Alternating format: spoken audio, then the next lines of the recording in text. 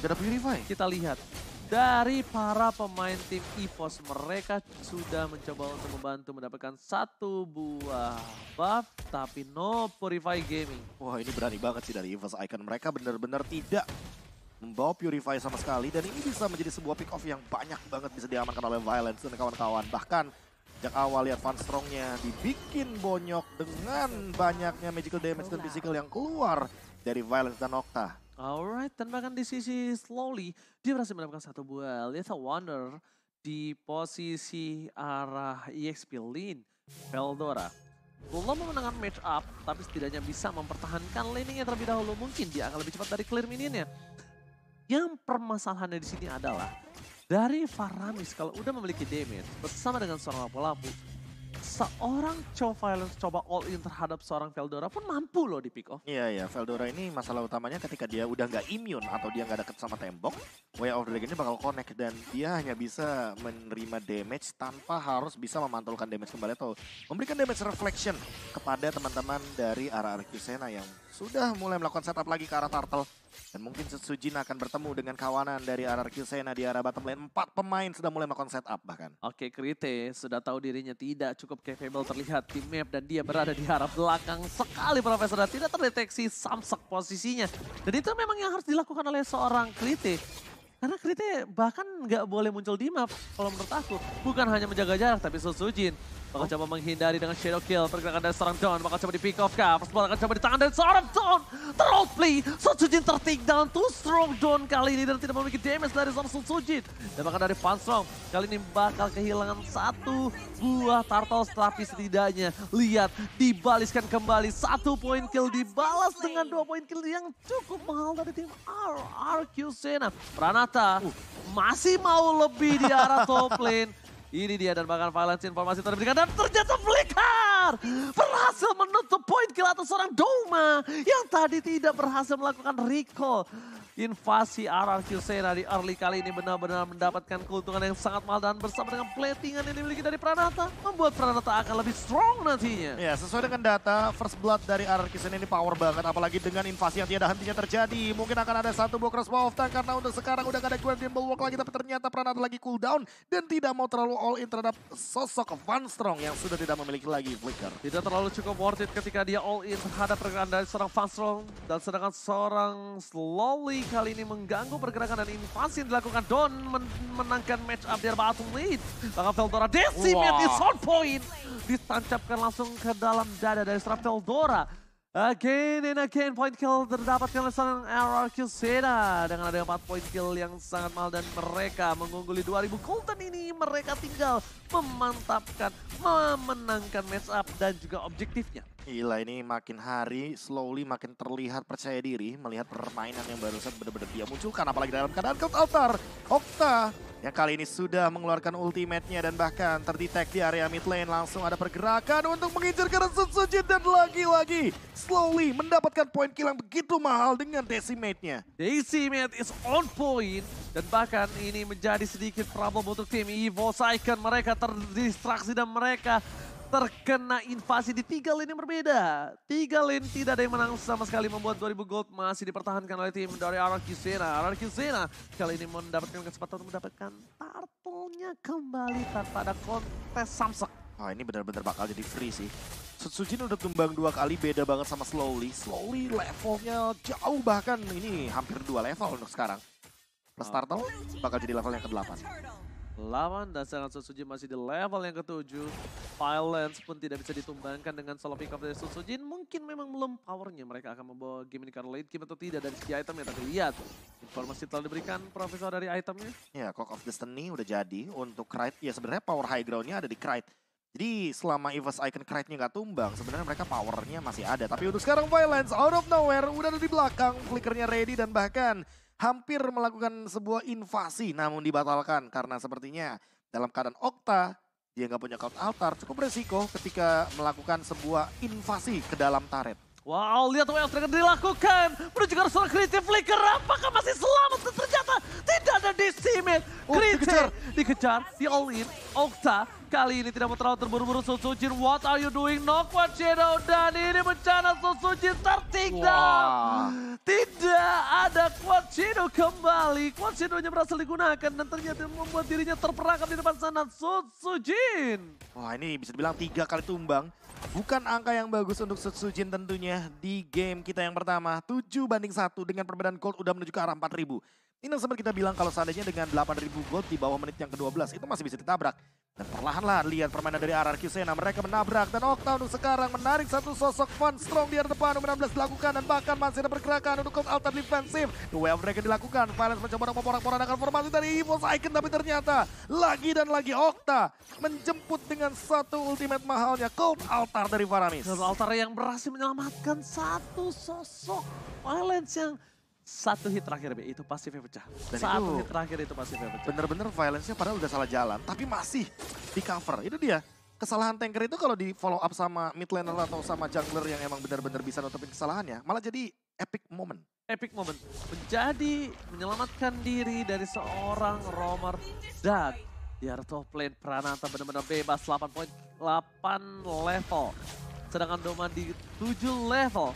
Dan mereka akan teamfight di arah turtle yang harusnya dilepaskan oleh Susujin. Susujin harusnya sudah sadar kalau misalnya dia tidak bisa melakukan kontes, itu akan membuang-buang waktu dan bahkan membuat tim RRQ bisa mendapatkan poin atas mereka. Terlalu keras, terlalu berat untuk bisa melakukan pick over terhadap EVOS. Kali ini harus melakukan split pusher, mau tidak mau. Mau nggak mau, karena buat sekarang lihat di area mid lane akan ada sedikit pertikaian. Van Strong jump in ke depan, flickernya ready dan bahkan coba untuk melakukan setup 5 lawan 5 karena sepertinya mereka sadar akan ada pergerakan menuju ke arah turret di area mid lane. Karena menurutku ya, ketika nanti RRQ Sena mendapatkan mid lane turret dari EVOS Icon, power dari Krite akan berkurang. Dan mau nggak mau dia bermain akan lebih jauh lagi. Gak ada lagi tuh yang namanya Mystic Field di tengah-tengah teamfight. Bukan hanya itu aja, Violence akan di-watchast all in terhadap seorang Okta. Curve Altar dikeluarkan, Violence sekali ini masih mencoba menyelamatkan dirinya bersama dengan Slowly mencoba untuk melakukan sedikit distraksi, tapi Shadow Kill ternyata tidak berasa sama sekali untuk seorang lapu-lapu. Dan di sana EVOS mereka kekurangan daya damage power dan bahkan Violence yang sisa seperempat aja nggak bisa ditumbangin. Oke, Pranata sendirian. Oh my god, 1v3 situation mencoba untuk menahan semua dealing damage yang ada. Veldora di belakang, masih ada power of nature. Okta mencoba untuk menyelamatkan Pranata, tapi sepertinya pada sadar.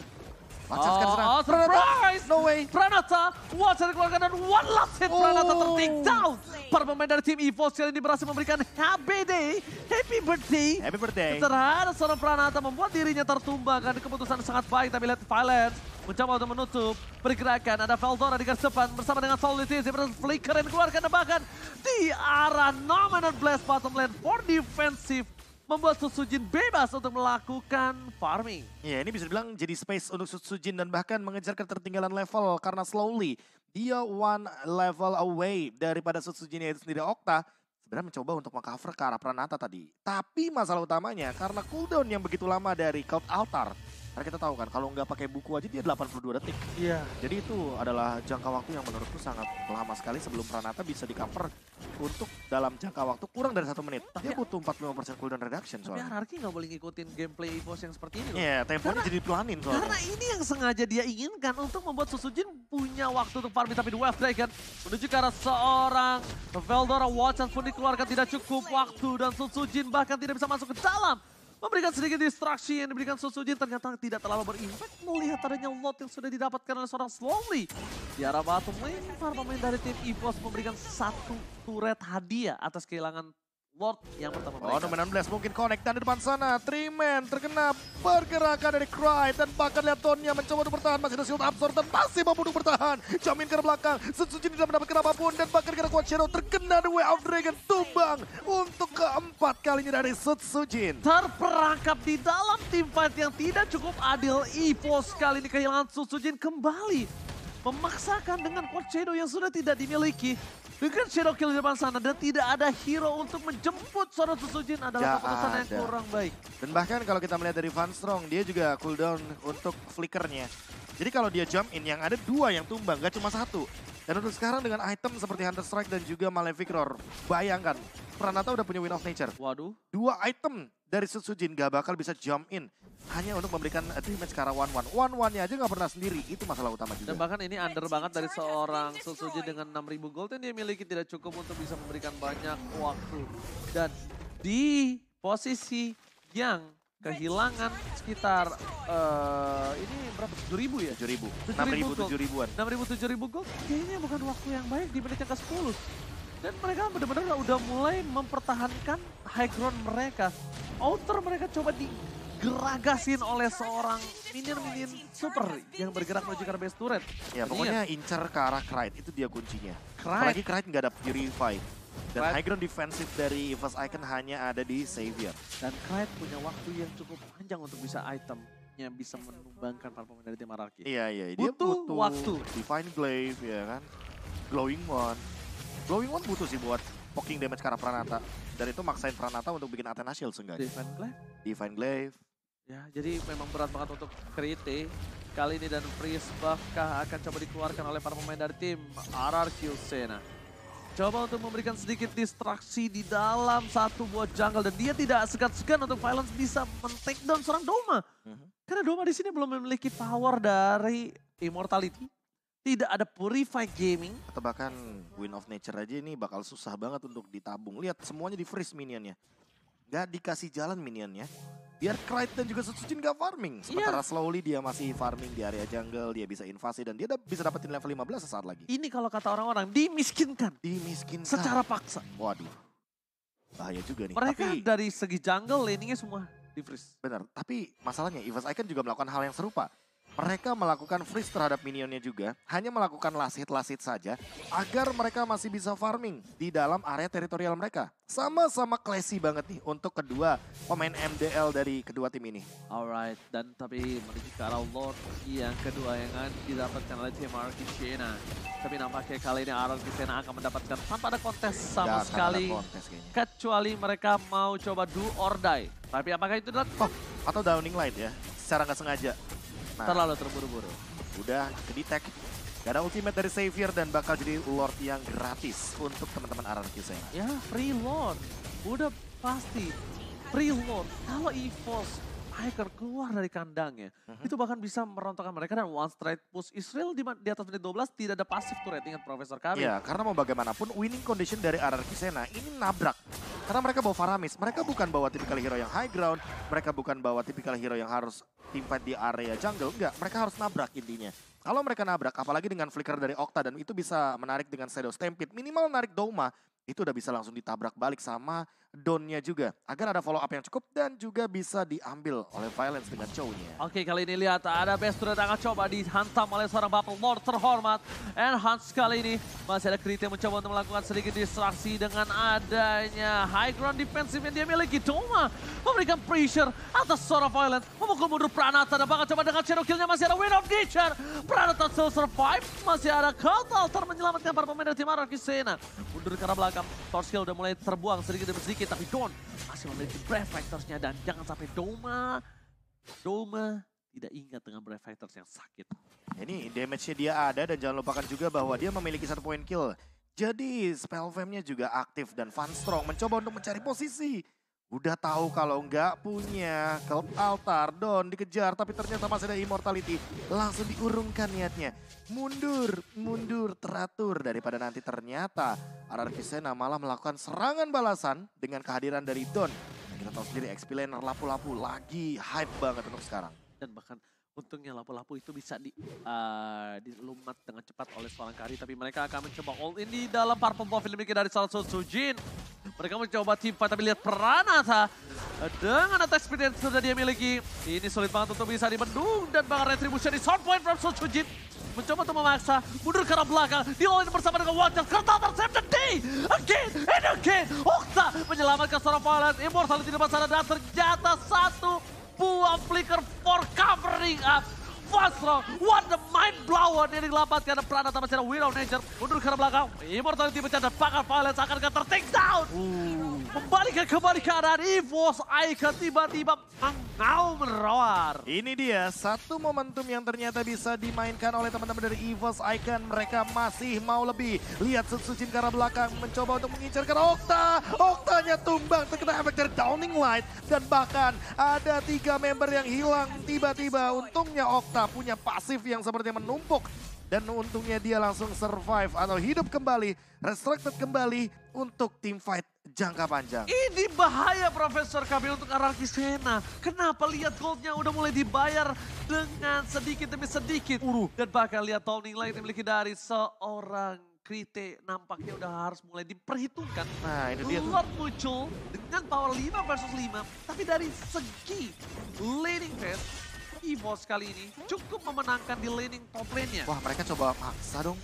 Berlima di arah top lane. Kalau misalkan di flanking sama Cho atau lapu-lapu ini menurutku akan menjadi malapetaka. Krite gak ngedetect siapapun di depan sana. Dan lihat Violence, The Way of Dragon menuju ke arah Veldora. Shadow Kill digunakan, Cold Altar juga dibuka. Dan bahkan ada 12 di cancel oleh Slowly dengan menggunakan Asura Aura. Donnya tumbang tapi gak masalah. Lihat Pranata di arah belakang mencoba untuk mundur terlebih dahulu. Karena dia udah gak punya lagi serangan dari Crossbow of Tank. Dan bahkan masih ada pergerakan dari seorang Slowly. Mencoba untuk bertahan namun tidak bisa. Dia pun tershutdown. Dan ini bisa menjadi momen comeback bagi EVOS Icon. Itu namanya baiting. Again.